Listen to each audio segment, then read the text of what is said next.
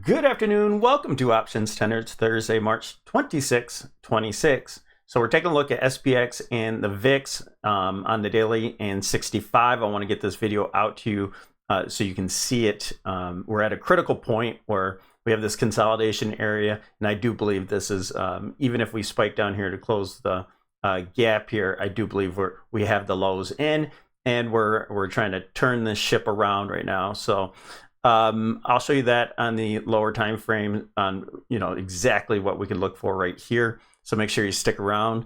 We are doing this about noon Eastern Standard Time. If you want to get these videos intraday, consider becoming a YouTube supporter. It's $3 a month, and then it's $10 for the more in-depth analysis and intraday videos and such for the trade setups and et cetera, et cetera. They both come with the Cheddar data and the Discord.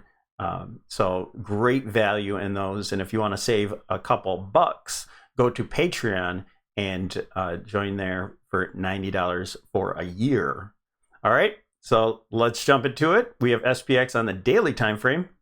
We have this key area at 65.50. You can see we're kind of wrapping around it. And I do believe we'll close the week above that point here. So you see how critical that that horizontal support is. And on the weekly time frame, you'll see that we'll have sort of a wick through it. So that's how I think we'll close, is back up above it. Now, as for the monthly time frame, we have this monthly 8 EMA, and that's coming up here. We have next week, which is a short week.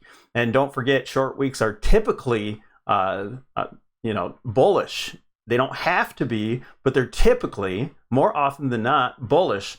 And with this setup that we're doing here, this is going to work out perfect, because I think we'll have that nice big move to the upside mostly next week, and then we'll look for a topping tail the week after. All right. So that EMA on the monthly time frame, again, I think we're going to have a stick save through it. With those things said, and therefore we should have a close above, up in this upper area, by the March close. All right, and we'll look at that in the weekly time frame later on. I am going on vacation. We have our senior spring break, but I'll still have the computer with me, and we're not going to be partying too hard with making sure the kids are good. But so I will have these videos come out. They might be a little bit shorter or something like that. But anyway, so we have this breakdown area, and that's what I think we're going to go back test, and then conveniently sits right here with the 60% retracement, the golden pocket, and also right along with the weekly 20 simple moving average. Okay, that's our kiss of death. If you're new here, the kiss of death is a breakdown from that moving average, a kiss underneath, and then the confirmation will be a break below this point here. All right, and so I just have these lines drawn here. This is a valid trend line, but this uptrend line is just sort of sitting there for the purpose of, I think we're going to have some sort of equilibrium here. Now, again, we could tag around there. And by the way, it's basically mimicking the 1929 trend line that we have, the 1929 top, and it connects with the 2000 and 2025 tops, the tariff tantrum. Okay, so let's look at some of the indicators here. We have the moving averages that are pushing price down. It's going to take some work, but price has got to get above that 8 EMA and kind of climb its way above. It's going to take a little time, and or maybe a catalyst to get above this 200 moving average. When we do, that will be a breakout, and we'll see pretty fast price movements. Oh, by the way, the moving averages up here, along with that 20 simple moving average on the weekly time frame, we'll have the 50 and the 100 up in this area too. There's our trend indicator, trends down still. Here's our RSI trying to pick its head off the up off the mat. We have a buy signal on the slow stochastic, and so we have mixed readings. We're in a downtrend, but we're getting these buy signals, so it's taking a little work to turn everything, get momentum, and start making positive market structure to get some movement to the upside. The MACD is still headed sloping down. I do think that will whipsaw to the upside and continue its descent. Call an oscillator. Market's getting stronger. Okay, we had this positive divergence here. We're starting to see a little strength in the market, and from this point, that's why we expect this bounce. This is another reason for that. And let's go to VIX. Told you real quick here.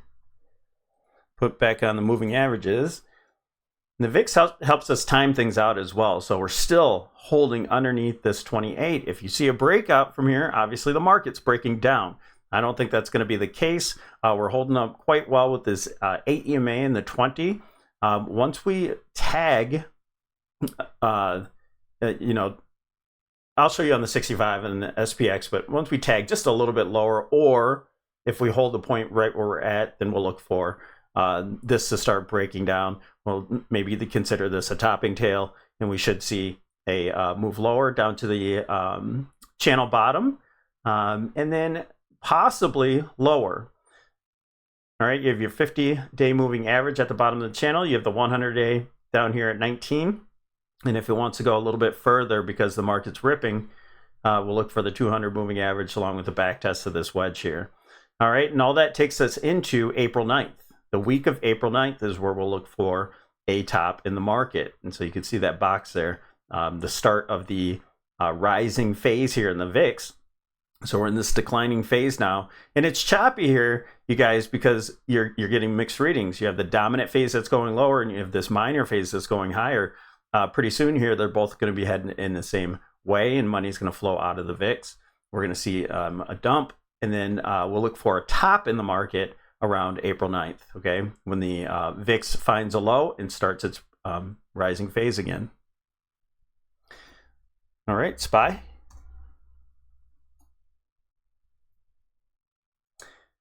Down to the 65, and here's where we left off. So you see we're kind of pushing down low right here. What's happening is, and we talked about this yesterday, is we broke down from this uptrend here, and we're kind of forming another. Here's really what it could be, and you can draw this as a triangle, okay? So this could be as a B wave, a triangle. All right, so you have your A wave, you could have a B in here, which means that this could still take a little bit of time. It could be an A, B, C, D, and E, which the D could be just forming a bottom here for an A, B, C up to a D, and then an E, and then you get your impulse wave. Okay, that could be the case if this holds right here. If not, it wants to break down and close the gap, then we go back to the original game plan where this was an A wave, and inside this B, you have an A, B, and then C. All right, and then you get your impulse. And that would mean that this was an ending diagonal here. You get your 3 waves. It's very difficult to trade B waves, okay? So we are near a bottom. Either way, I think the downside is limited. So I've already scaled into tons of calls.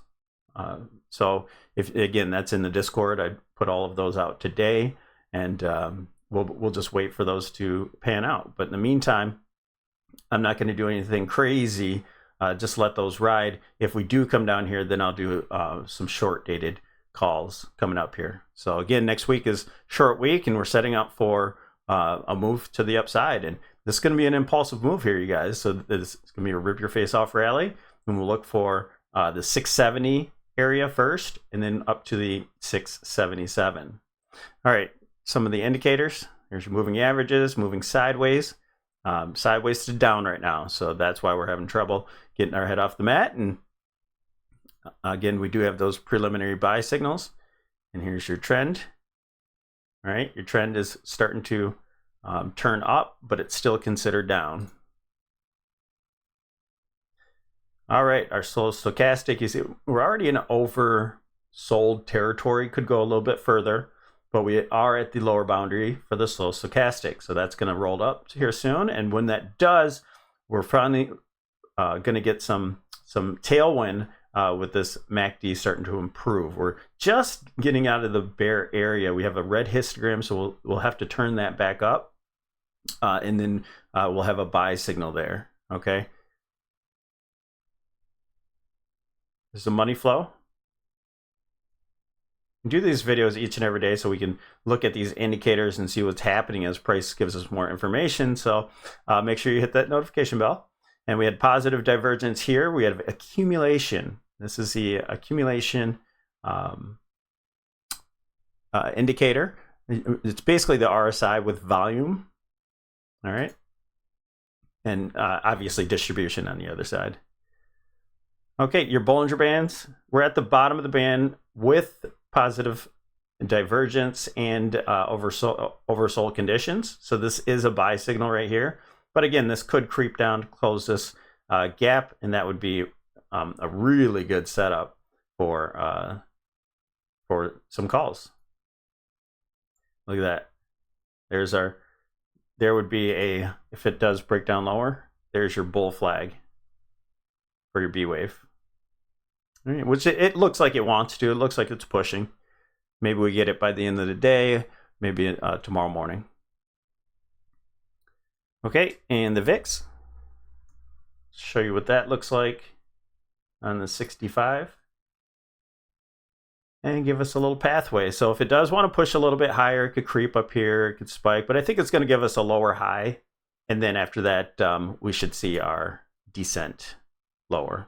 All right, so there's kind of the capped end of the upside. If it wants to creep up here a little bit, the VIX, it looks like it's breaking out here. Give that little equilibrium, but that's not a major pattern right there. So let's see what happens. All right. Don't forget to like and subscribe, and I want to see you guys in the Discord. So thanks for watching us here at OptionsTender, and we'll see you tomorrow.